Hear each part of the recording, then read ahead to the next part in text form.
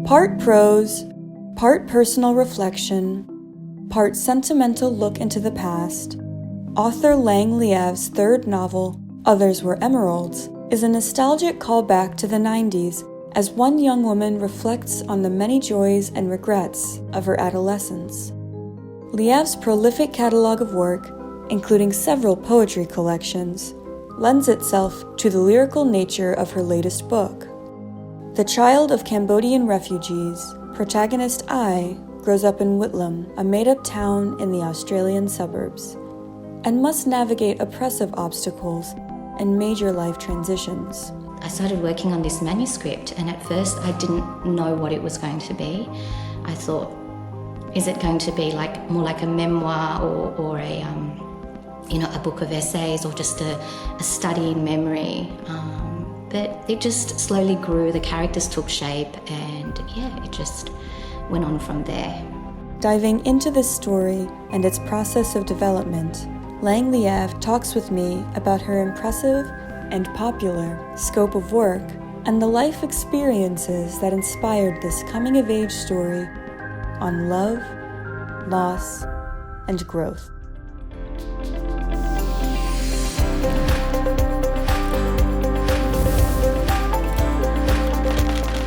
Lang, thank you so much for joining us. Thank you. I wanted to start by asking you about your history as a writer. So this is not your first book. This is definitely not the first thing you've published. Can we talk a little about your history as a poet and the book you wrote before this one? Yeah, absolutely. I started writing back in 2011, 2012. One day I just posted some poems onto Tumblr. God, it feels like such a long time ago now. And a literary blog came along and reblogged it, and my work just went viral. It happened really quickly, within a few months. I just piling on the followers. And I just released a self-published book, but that was only out for a few short months. It was making bestseller charts. So I was I started to be contacted by literary agents, and I signed up with Writers House, and they got me my publishing deal for my first book, Love and Misadventure. And then it kind of just snowballed from there. Yeah, and so you focused so much of this time on poetry. Can you talk about your transition from that into a novel? Well, I was writing longer pieces of prose and short stories. So basically, when I was writing Love and Misadventure, when that book had come out, I'd already started writing my first novel, Sad Girls. And I was really lucky that I was able to work with Al Zuckerman, who he lectured at Yale, and he was really great with helping me how to, I guess, write a novel and how to structure it and just feel my way through it, and that was a wonderful process. And then my first novel, Sad Girls, came out, I think it was 2017. And it did really well. I was really thrilled. So I learnt a lot from writing the book, just the craft of it, and kind of just trusting my intuition and following my voice. And I wrote a follow-up, which was Poencia. And that was because I spent so much time in that world of Sad Girls, and it was quite a heavy kind of book. I just wanted to write something really light and happy, and that's what I wrote. I just wrote something that was fun and light and happy. And I did that, and I also learnt a lot from that process as well. And then, throughout this time I was also writing bits of poetry, and I tend to find that when I am writing novels that they will sometimes inspire the poetry and, inspired of my characters who feel quite real to me. And then the pandemic happened, as you know, and I was living in New Zealand, as I had been for the last, since 2010. And I was really missing my hometown, which is Cabramatta, but it's the fictionalized version is Whitlam in Others Were Emeralds. And then I started working on this manuscript, and at first I didn't know what it was going to be. I thought, Is it going to be like more like a memoir or a a book of essays or just a study in memory? But it just slowly grew. The characters took shape, and it just went on from there. And so you talk about Others Were Emeralds as, I guess in the beginning, that having the potential of being a memoir. How much of yourself would you say was put into this book? I think that's like a really interesting question, because I think that there are different parts of yourself that you can put into a book, if that makes sense. I mean, I feel in many ways that there is more of me in Emeralds, but at the same time there is less. And I just feel, I guess that's just coming with experience, having, this is my third novel. I guess taking it more away from myself and focusing more on the characters and the story. I think a rookie mistake that you can make, and as I did in the beginning, is maybe try to put your opinions across, or try to speak for your characters. But I think you just have to step back and allow your characters the freedom, to follow their own path. So there are definitely elements of it that I've taken from my history. The town Whitlam is very much based on the town Cabramatta where I grew up, and there are stories about my mother in there that I've peppered throughout. I mean, there's a scene where a character's talking about how his mum shot a mango out of the tree, and in the jungles of Cambodia, when our family were on the run and we were on the verge of starvation, my dad did exactly that. He shot a mango out of a tree. So these are just little things that I have interspersed into Others Were Emeralds. And so you have this focus on I, and everything is through her lens of the world. Yes. But you've still got this like very complex ensemble cast of people who are whole beings, and they have their own sets of strengths and weaknesses. So I'm wondering what made you want to tell this story through I's lens instead of any of the other characters? It was something that just happened quite naturally, and she is part of the story, but she's also an observer, and I feel very much that's been my role in my life, in that I've always been more of an observer. I've been I'm a quiet, introverted person, and I suppose that's how I wanted to portray it, and I loved showing the dynamic between Saying and Brigitte, and they're my two favourite characters in the book, and I just love showing it. I mean, I'm sure that many people in their lives have experienced that dynamic, or have been in that dynamic, or have seen that dynamic play out, and it was just really fascinating to me.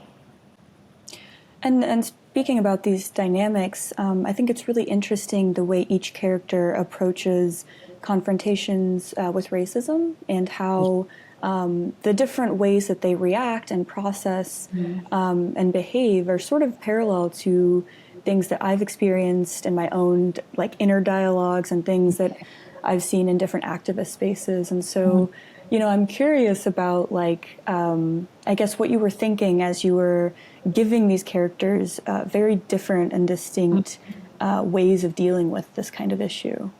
I guess it's just growing up in the area that I did, where we were all from marginalised communities, marginalised backgrounds, and our parents, many of them, didn't speak English. So I think that a lot of kids, they had literally no kind of sense of what was happening, or they hadn't gone outside of our immediate community, or they weren't watching the news, and others were a lot more passionate, my friends and myself. We were very, very alarmed by what was happening, especially in the mid-90s. I was about 15 or 16, and there was this politician from a populist right-wing party named Pauline Hanson, and she made this she made a maiden speech, and the words were, I feel we are in danger of being swamped by Asians, which immediately it was like a dog whistle, and immediately the racism just, it was very targeted. It just happened almost overnight, and there was this anger, this collective anger, and as if it wasn't bad enough already, it just, it kind of just lit up. I also wanted to touch on the way that these characters are so complex. You've also got the sort of interweaving of different themes. And so you've got guilt and shame and regret, and there's sort of this like sprinkling throughout where it feels like things are being brought up at different periods, and then sort of like culminating at this really pivotal moment. And so I'm curious about your intention with these different themes, like especially something like regret, something that a feeling that you can't reverse something or go back and change something. You know, was that something that you were thinking a lot about, or something that you intentionally put in the story, or did it just happen? I guess it goes back to when I started writing Others Were Emeralds, and that I was away from my hometown. I was missing my family, and I felt really nostalgic for my youth. And, you know, like everyone, I have regrets. And when you're young, there's this sense that, you know, that there would always be more in your life, if that makes sense. But then when you get to the point, I'm in my 40s now, and you're looking back and you're just thinking, you know, you're just reminiscing on those times, and then you realise how special they were, and you wish that you hadn't just you know, brushed them aside, or you'd wish you would have enjoyed them or appreciated them more. So I suppose it comes from that kind of feeling of you know, just being nostalgic for your youth, pretty much. No, I really resonate with that, and I think on top of that, having a character like I, who is self-proclaimed not religious, she brings up quite a lot this sense of like inevitability and things sort of happening and unfolding in a way that was always meant to happen, almost like it's fate. So I'm curious if the way that she sort of processes her life story is parallel with your own perspective on life. Yeah, in many ways, absolutely. There are things that have happened in my life that I absolutely felt were destined, and I think that's the case with everyone. We all have those moments where we just feel that we're in the right place and at the right time, and we feel that there is something bigger than ourselves, and that's a feeling that's reoccurred many times in my life. And I suppose that's, you know, that part of my thinking has formed part of I's character. There's also a structure to the book that I find really interesting. It's split into two parts, and without going into detail about what each part is about, they are very distinct periods of time. And so you've got this sort of like splitting, but also over the course of a certain amount of years. And so I wonder what determined how long you were going to span, you know, into the future of I's life, and why you decided to break it up in this way. I think it was just an instinctive thing, in that I wanted to give I time to, I suppose, just figure out who she was and what she wanted to do, and you know, process what had happened to her. It was such a horrible and shocking thing, and for her to come to grips with it all. Yeah. And you know, in the second part, there is such a heavy shift in focus, and so much of the time is spent in detail, focusing on the details of what she's, you know, what she's doing, and the art that she's studying, and so much of like the, I guess, intricacies of the fabrics that she's working with, and the design she's doing. Is that something you had to research a lot, or is it something that, you know, you also do and you know a lot about naturally? Well, I actually did, when I was in college, get really obsessed about a gown that I was making. It was a Lace for Fashion award. So I based that experience off that, but I also wanted a way for I to bury herself into something, and to have that obsession with something. In a way, she was trying to delay that you know, having to face up to what had happened, and that was something that I felt just worked quite organically.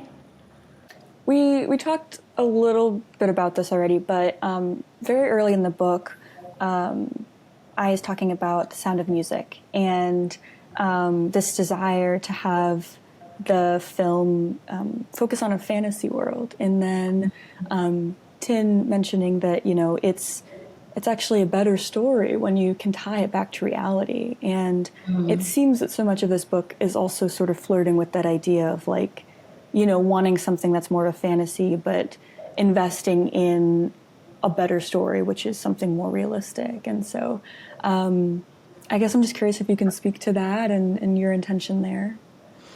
Well, the sound, in regards to the sound of music, I think, well, that just, it kind of just leapt onto the page. One of those things that you can't really explain. And I thought, well, how can the Von Trapps, have anything in common with my own family? And I thought, well, there was that scene where they were on the run and they were climbing that mountain, and I thought they were running away.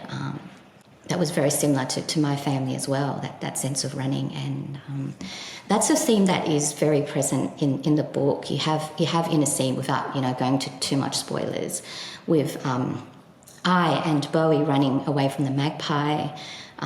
You've got Tin and I running away, from the security guard.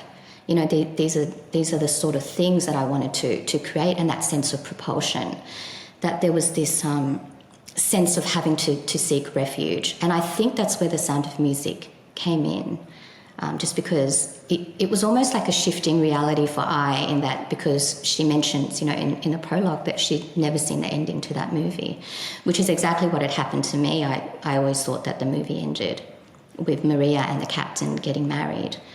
But, many years later, when I watched the ending, it was quite almost jarring. The second part of it just seemed really incongruent with the first. And it wasn't really a happy ending. Well, it was in a way, but there was a lot of struggle to get to that point. And it ends on a note of uncertainty as well.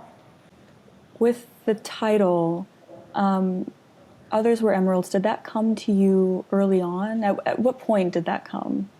That probably came when I was about, I'd say, 20%-ish into the manuscript, in that I had a scene where, I is processing, what's going on, and then she talks about what she is thinking about, and then the line came out. So the line for me just came out.